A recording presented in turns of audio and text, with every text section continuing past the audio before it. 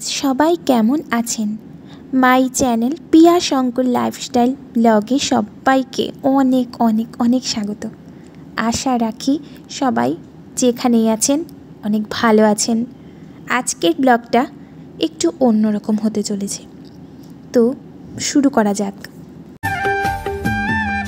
Title আর থাম্বনেইলে যা আছে তা পুরোপুরি সত্য, তো সেটা কি আজকে একটু এই ব্লগের মাধ্যমে বলা যাক। তো ঘুম থেকে ওঠার পর প্রত্যেকটা নারীর একটা রুটিন থাকে,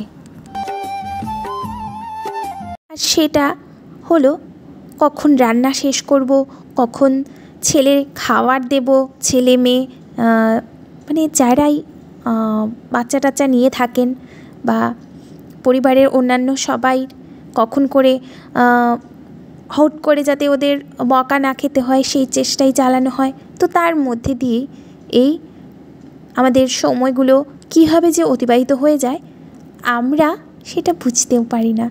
আর পর্দার ওপারে যারা এখন আমার ভিডিওটি শুনছেন বা দেখছেন, কিছু কথার ভুল আছে, ভুল ভ্রান্তিগুলো আপনারা সবাই বুঝে আমাকে ক্ষমা করবেন। আর আমি যেটা বলতে চাইছি, মনের ভাবটা ব্যক্ত করতে চাইছি, হয়তো সেটা আপনাদের একটু হলেও গরমিল লাগতে পারে, তবে সেটাকেও একটু মেনে নেবেন।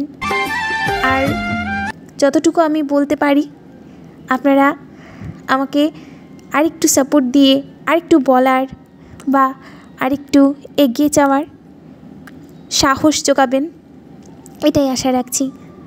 এখন অবধি আমার আলুটা কাটা হচ্ছে, আলু পেঁয়াজ এগুলো কাটতে একটু দেরি হয়ে যায়, একটু কুচি কুচি করে কাটতে চাই, সেই জন্য অনেকটা সময় লাগে। আর ওই সময়টা আমার ভেতরটায় কেমন জানি ধরফর ধরফর করে কাঁপতে থাকে।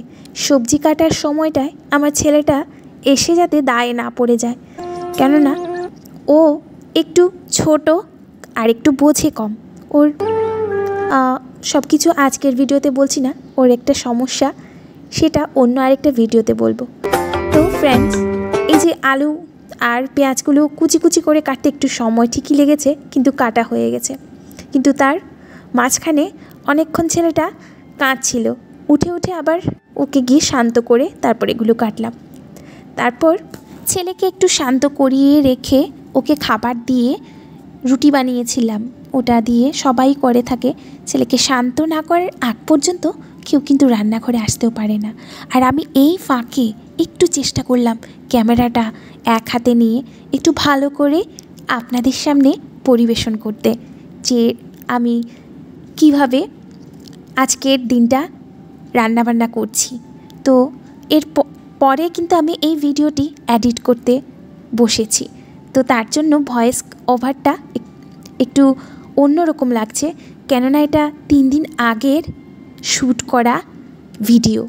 তারপর ডিমটাকে সেদ্ধ বসিয়ে দিয়ে আর ওই পাশ দিয়ে কিন্তু ডালটাও হচ্ছে, ডালের ফেনাগুলো কাটবো, তখন কিন্তু একটা মজাদার সিন আপনাদের সামনে আসবে। ভেবেছিলাম একটু হাসি খুশি করে করব, কেননা কপালে কি আছে সেটা তো আমরা নিজেরাও জানি না, আর ভাগ্যে যেটা লেখা থাকে সেটা তো হবেই। আমি একটু ওই সময়টাতে একটু মনটা ফ্রেশ করে ডালটা আস্তে করে কাটছিলাম। ডালের ফেনাটা ভালো করে না কাটলে ডালটাও কেমন জানি হয়ে যায়। তারপরে আমি একটু দেখাবো, ভিডিওতে আছে, একটু ঘুটনি দিয়ে ডান্স করছিলাম। আমার জীবনে আমি কখনো খুশি হতে চেষ্টা করি, খুশি হতে পারছি না। যতটুকু আমার ছেলেকে নিয়ে কাটাচ্ছি সময়গুলা, আমি নিজে থেকেও বুঝতে পারছি না কিভাবে করে দিনগুলো চলে যাচ্ছে। অনেকটা পরিশ্রম, অনেকটা খুশি, পরিশ্রমের মধ্যেও ছেলের মুখের দিকে তাকিয়ে অনেক সময় সব কিছু ভুলে গিয়ে আবারও হাসি খুশি থাকার চেষ্টা করি। আর এই হাসিটা সব সময় থাকতে আমি আমার মুখে যাতে থাকে সেটার চেষ্টা করি। তো ওই সময়টাতে আমার খুব ভালো লেগেছিল। আমি একটা কথা মনে মনে ভাবছিলাম, আগের কথা, তো সেটা ভেবে আমি অনেকটা খুশি হয়ে রান্নাবান্না করছি। কেননা আমাদের মেয়েদের বিয়ে হয়ে যাওয়ার পর আগের কথাগুলো যখন মনে পড়ে, আগে কীভাবে রান্নাবান্না করতাম, অনেকটা খুশি লাগতো। এখন আর সেই পরিশ্রমটা ছেলের পেছনে হওয়ায় মানে এই রান্নার দিকে মনটা খুব একটা থাকে না। তো তার জন্য অনেকটা টায়ার্ডও লাগে কিছুক্ষণ, আবার অনেকক্ষণ কাটানোর পর মানে একটু হাসি খুশি থাকার পর একটু রান্নাটা ভালোও হয়, থাকলে পরে ভালো হয় রান্নাটা। কথাতে আমার অনেকটা অসুবিধা হচ্ছে, আপনারা সবাই মানিয়ে নেবেন, তো আশা রাখছি। আর ভিডিওটা এডিট করার সময় আমার ছেলেটা ওইদিকে আবারও কান্নাকাটি মানে শুরু হয়ে গিয়েছিল। ওই সময়টাতে আমি আপনাদেরকে একটু এন্টারটেন করার চেষ্টা করলাম, যাই হোক পারলাম কি না আপনারা সবাই কিন্তু জানাবেন, আমাকে জানাবেন অবশ্যই। আমি বুঝতে পারছি যে আমি যতটুকু আমার ভিডিওতে করার চেষ্টা ততটুকু আমি করেই যাব। আপনাদের সবার ভালোবাসা পেতে আমি সব সময় আমার কষ্টটা লুকিয়ে রাখার চেষ্টা করব। তো যাই হোক,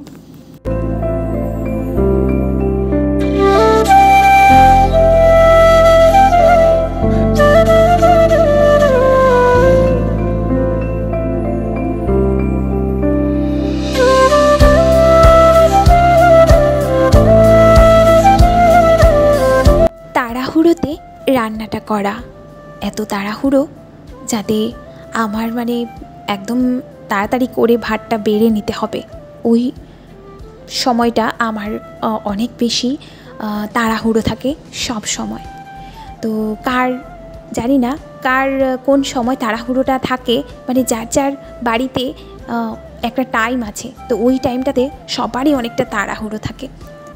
তো তাড়াহুড়োতে এই আলু ভাজার মধ্যে সব কিছু দিয়ে দিলাম, স্বাদ মতন হলুদ গুঁড়ো, লবণ গুঁড়ো, জিরে গুঁড়ো সব কিছু দিয়ে এদিকটায় ডিমটাকে একটু ভেজে নিচ্ছি বেসন দিয়ে। তো একটা হাতে ক্যামেরা ধরা আরেকটা হাতে করা মানে একটু কেমন জানি হয়ে যায়, তার মধ্যেও আমি চেষ্টা করেছি আপনাদের জন্য একটু সুন্দর করে প্রেজেন্ট করার। তো সবার ভাগ্যে কিন্তু ভালো করে ভিডিও দেওয়ার ক্ষমতা থাকে না, তো চেষ্টা করে সবাই ভালো করার, আর সেই চেষ্টাটা সফল হয় একমাত্র আমরা যদি একে অপরকে সাহায্য করি তবে। তারপর আমার হাজব্যান্ড এসে দেখে গেলেন আমার রান্নাটা মোটামুটি শেষ হওয়ার পথে। কিছু তো বকুনি খেলাম যে ছেলে এভাবে কাঁদছে আর তুমি এদিকটায় পিয়া তাড়াতাড়ি করো, দেরি হয়ে গেছে, ছেলে কাঁদছে। আমি এখানেই ভিডিওটি বন্ধ করে মানে স্টপ করে দিলাম। যদি ভিডিওটি আপনাদের ভালো লাগে আর শেষ পর্যন্ত দেখে থাকেন অবশ্যই লাইক কমেন্ট শেয়ার করতে ভুলবেন না। ধন্যবাদ বন্ধুরা।